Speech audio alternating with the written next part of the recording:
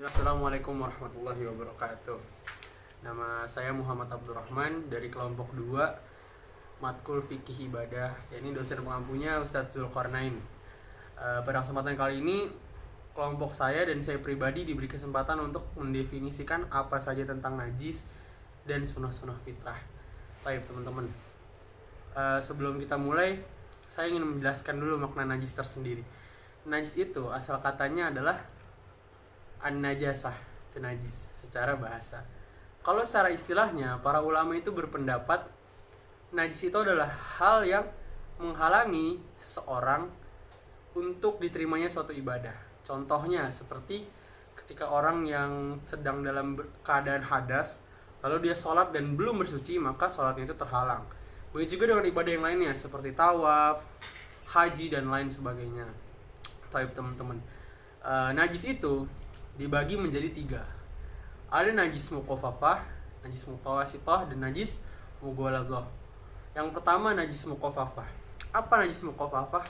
Najis mukhafafah ini adalah najis yang paling ringan, yang tidak perlu susah payah untuk membersihkan najis ini. Contohnya apa? Najis seorang bayi laki-laki yang belum sama sekali makan dan minum selain ASI dari orang tuanya dan usianya belum genap 2 tahun. Ketika kencing seorang anak bayi ini mengenai kita, langkah yang dilakukan untuk membersihkannya itu tidak seperti membersihkan kencing orang dewasa itu dengan menyiram air, tapi yang dilakukan adalah dengan menciprat airnya. Dalilnya apa? Nabi Muhammad SAW bersabda, ketika seorang bayi mengencingi pakaian kalian, maka percikanlah dengan air.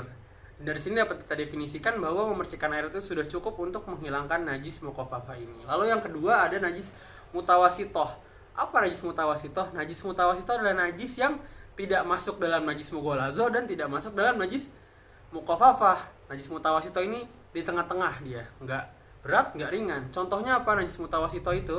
Najis mutawasithah itu contohnya kencing kita juga, kencing orang udah dewasa, kencing hewan itu termasuk najis mutawasithah. Gimana cara membersihkan najis mutawasithah? Najis mutawasithah itu dibersihkannya dengan dibasuh air. Beda dengan bayi tadi. Kalau bayi hanya dipercikan, kalau najis mutawasithah itu dibasuh. Apa bedanya membasuh dan memercik? Ini sepertinya nggak usah dijelasin lagi. Membasuh itu disiram air sampai 3 aspek najis itu hilang, yaitu baunya, rasanya, dan wujudnya. Lalu ada najis yang ketiga, yaitu najis mughalazah. Ini najis yang paling berat.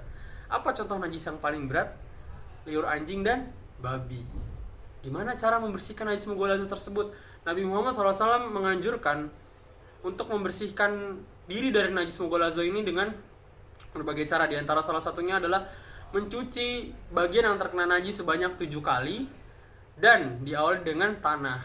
Dalilnya apa? Kata Nabi Muhammad SAW, ulahunna biturab, dan basuh yang pertama kali dengan tanah. Kenapa bisa liur anjing dikategorikan najis mughalazah? Karena Nabi Muhammad SAW menyerukan kepada sahabat pada zaman itu apabila terkena liur anjing mencucinya sampai sebanyak 7 kali. Dari sini dapat kita simpulkan bahwa liur anjing ini adalah najis yang sangat berat. Taib teman-teman, ini bagian dari najis-najis yang 3 tadi, dan saya ingin memberi sedikit lagi ya, ini tentang najis mutawasithah. Najis mutawasithah ini terbagi menjadi 2. Ada najis ainiyah dan najis hukmiyah. Apa bedanya ainiyah dan hukmiyah?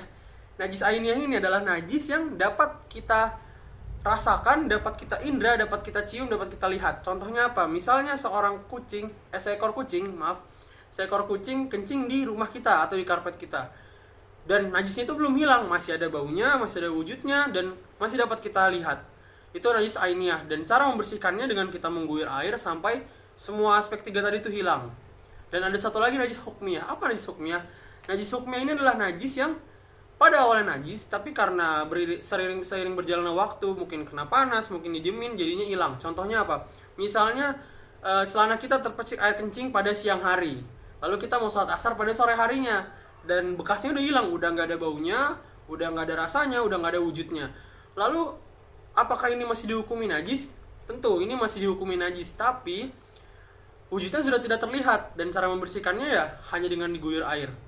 Baik teman-teman, lalu kita beranjak ke pembahasan yang kedua, yaitu sunnah-sunnah fitrah seorang manusia.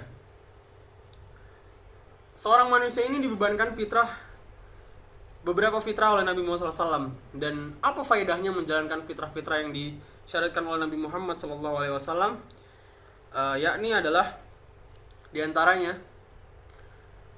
untuk menjadikan kita manusia yang bersih, manusia yang sehat, dan manusia yang tetap berada dalam fitrahnya. Karena fitrah yang dianjurkan Nabi Muhammad SAW ini sangat-sangatlah baik. Di antara fitrahnya adalah sebagai berikut, yang akan saya bacakan. Macam-macam sunnah fitrah. Yang pertama adalah khitan. Yang kedua istinja, cebok dengan air. Yang tiga bersiwak, memotong kuku, memotong kumis, memanjangkan jenggot, memotong bulu kemaluan, mencabut bulu ketiak, dan membasuh persendian. Persendian itu contohnya seperti lipatan sikut, lipatan dengkul, leher, mungkin belakang telinga, dan lain sebagainya. Dan yang 10 ada berkumur-kumur. Dalilnya apa? Nabi Muhammad SAW bersabda, ada 10 macam fitrah, yaitu memotong kumis, memelihara jenggot, bersiwak, istinsyak, menghirup air. Istinsyak itu definisinya menghirup air ke dalam hidung ketika kita wudu. Memotong kuku, membasuh persendian, mencabut bulu ketiak, mencukur bulu kemaluan, dan yang ke-10 itu adalah kumur-kumur ketika kita wudu. Baik teman-teman, penjelasan sunnah-sunnah fitrah mencukur bulu kemaluan ini dan memotong bulu ketiak dan lain sebagainya, Nabi Muhammad memberikan batas maksimal waktu. Batas maksimal waktunya itu berapa hari sih? Atau berapa bulan? Atau berapa tahun? Nabi Muhammad, sahabat itu ada yang mengatakan pada zaman itu, yakni kami diberi batasan oleh Rasulullah SAW untuk mencukur bulu kemaluan, mencukur kumis dan lain sebagainya adalah 40 hari dan tidak lebih dari itu. Jadi teman-teman semua, kalau teman-teman mungkin belum sempat cukur atau belum sempat menjalankan sunnah-sunnah fitrah ini, maka Nabi Muhammad SAW membatasinya dan memaksimalkan waktunya itu adalah 40 hari. Baik teman-teman, ini adalah penjelasan saya pada kesempatan kali ini tentang najis dan sunnah-sunnah fitrah. Semoga ilmu yang saya bagikan dapat dipahami oleh teman-teman semua dan diberkahi, dan semoga perjalanan kita menuntut ilmu selalu diberkahi oleh Allah Subhanahu wa taala. Syukran. Assalamualaikum warahmatullahi wabarakatuh.